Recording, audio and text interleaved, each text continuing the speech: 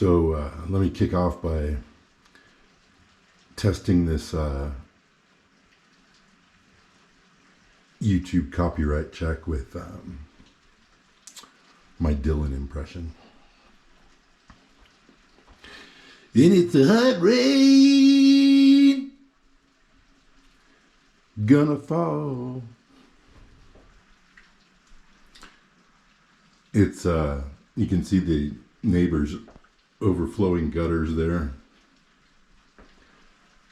It's been raining for, I don't know, days. Welcome to the sunny Southwest. So I thought maybe I'd take the opportunity to do something that I've been sort of meaning to do, which is to show you how I make coffee. Just about every morning of my life, if I'm not on the road. So what you need is water, and a way to boil water, and a French press, and coffee, and something to drink the coffee out of. You might need other things too, but that's sort of the basics. So let me measure out the water into the French press, and then I will boil that, and we'll come back.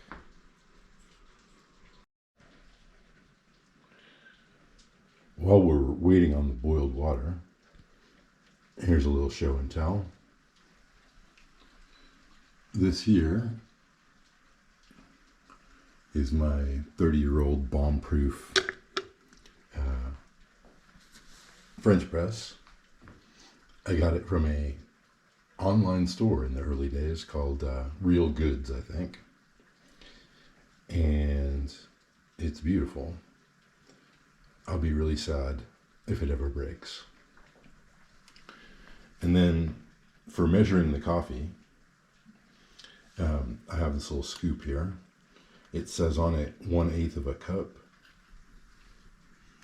or 30 milliliters, I guess. And I use 3 of these scoops for about a quart of French press.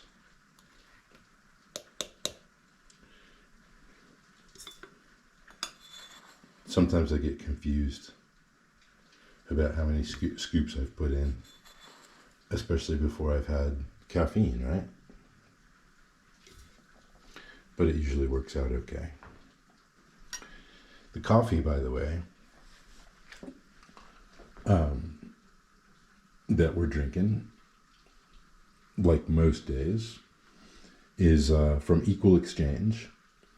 So I have not found a better deal than Equal Exchange in terms of it being a worker-owned company, organic and single origin, all those wonderful little things that make good coffee better. I do grind it myself, even though it's a giant pain in the ass to do that. I got started with that during COVID. Can I say COVID? Will that give me a copyright strike on YouTube? Well, it wouldn't be a copyright strike. It would be, I don't know, one of their other kinds of strikes. Anyway, it didn't seem like a good idea at first to be going in and using a public grinder. So I bought one. It always makes a big mess. But I do it.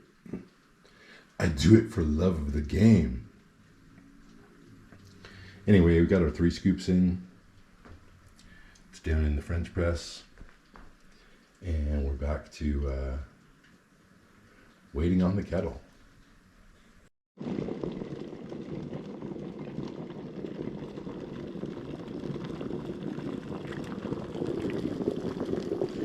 Boiled water. Now you're supposed to bloom the coffee a little bit by pouring in a little hot water and then waiting. before you put the rest in. I'm usually in too much of a rush for that.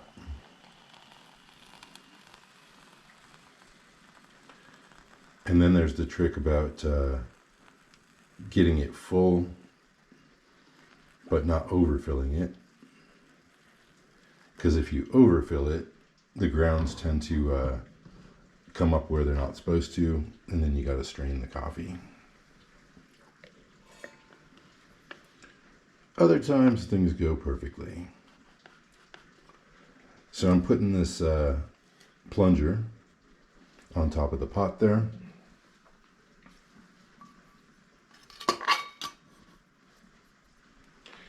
And now we're down to the 4 minutes of waiting. This is the only thing I ever really use the time on the clock for. It's exactly 10 o'clock.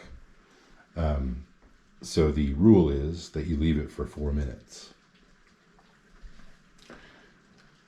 And I usually just go 5, because you're starting out in the middle of a minute, right? So if I feel like my body can afford to wait for its dose, I just give it 5 minutes. There it just rolled over to 10:01. And so at 10:05, there will be coffee. Now, some people also say that if you really want to be a coffee pro and a coffee snob about it, you don't even have to use this plunger. You can push it down a little bit, just enough to block the grounds from coming out the spout, but not plunge it.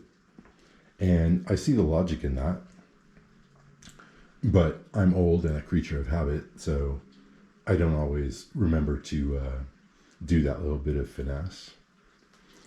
But this is by way of saying, from one of my beloved viewers, she told me that the French press was agonizing for her because in her French press, it was hard to plunge, hard to get it all the way down.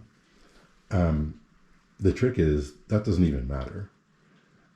You don't need to plunge at all. If you do, to try and keep the grounds in, you can just do it by plunging a tiny bit. So there you go, problem solved. What else do I need to tell you? Origin of the coffee, go to Equal Exchange, please. It's worth keeping several pounds around in the freezer and grinding it up as you need it. From everything I've seen, it's a great company. And again, that's it for now. We are halfway through our 4 to 5 minute waiting, and I'll be right back. So, last little pro tip. If you're going to put anything in it,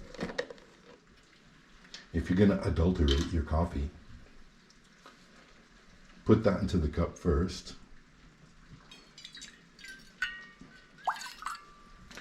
And then you won't need a spoon to stir anything, right?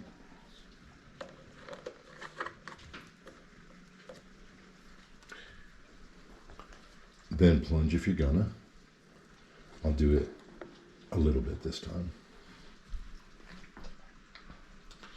By the way, I have a feeling that I might make this video over and over.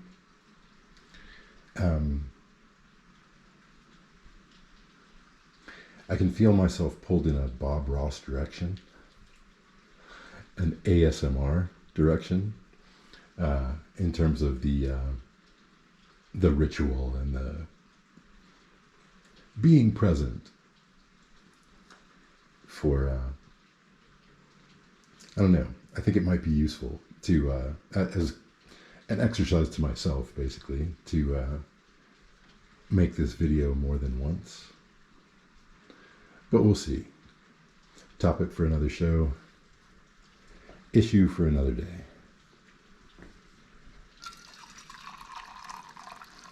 Elixir.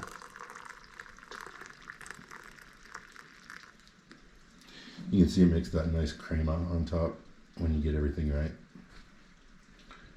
And I'm going to go drink this now. Warm myself in this rain. This endless Portlandia style rain. And then I'm going to get to work on setting up my little digital store. For details on that, check today's blog post.